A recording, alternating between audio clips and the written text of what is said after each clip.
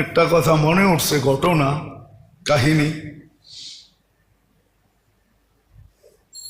হারুনুর রশিদ আহলে বাইত ছিলেন, আল্লাহ রসুল সাল্লাল্লাহু আলাইহি ওয়াসাল্লাম ফ্যামিলির লোক।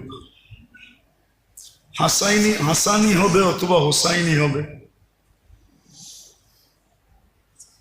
মুসলমান রাজত্বের ভিতরে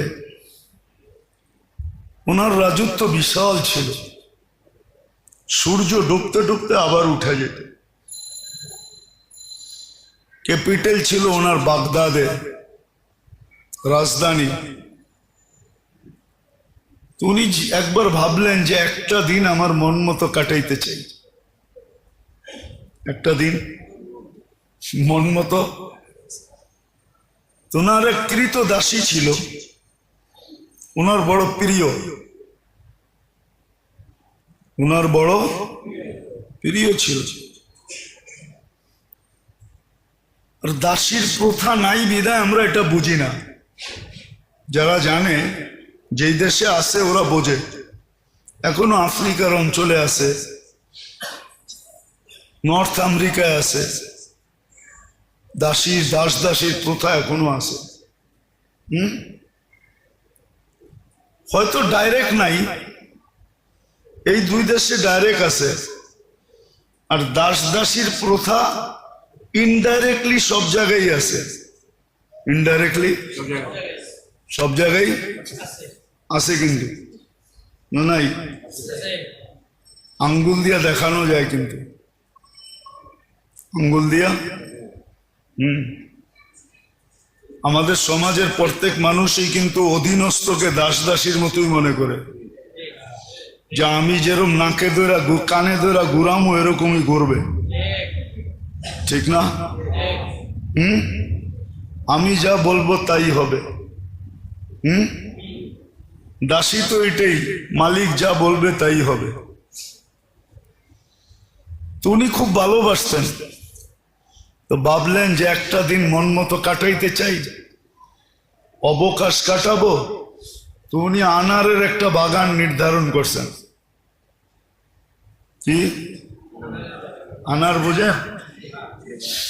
বেদানা। কত বড় মিথ্যা কথা, ঠিক না? নাম দিছে বেদানা। বেদানা, কোনো দানা নাই। আনারের বাগান উনি নির্বাচিত করে উনি সবাইকে ঘোষণা দিয়ে দিচ্ছেন যে বাগানের ভিতরে যা ঘটবে কেউ কাছে আসবে না। উনি বাগানে ঢুকে একটা আনার নিছেন, দুই ভাগ করছেন। কৃত দাসীর হাতে একটা দিছেন, নিজের হাতে একটা রাখছেন, আর দুইজন আমনার সামনা বসছেন, সামনাসামনি আর কি।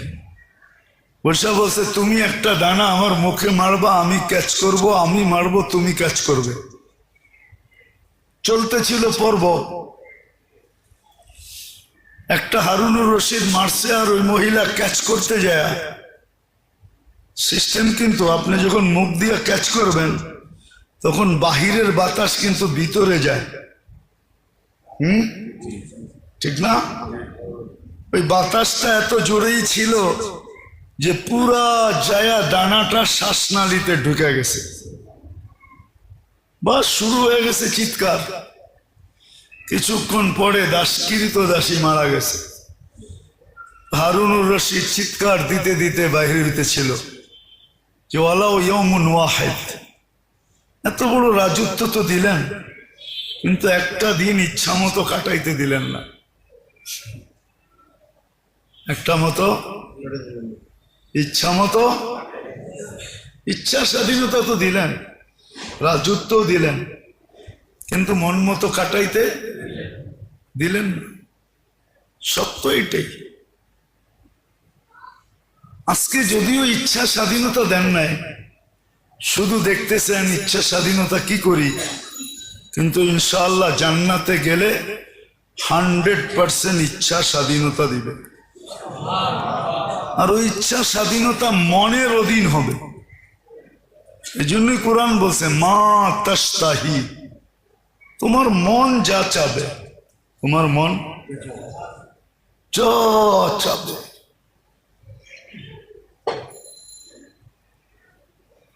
আবার এটাও বলে দিচ্ছেন চাওয়া পাওয়ার মাঝে কোনো দূরত্ব থাকবে না।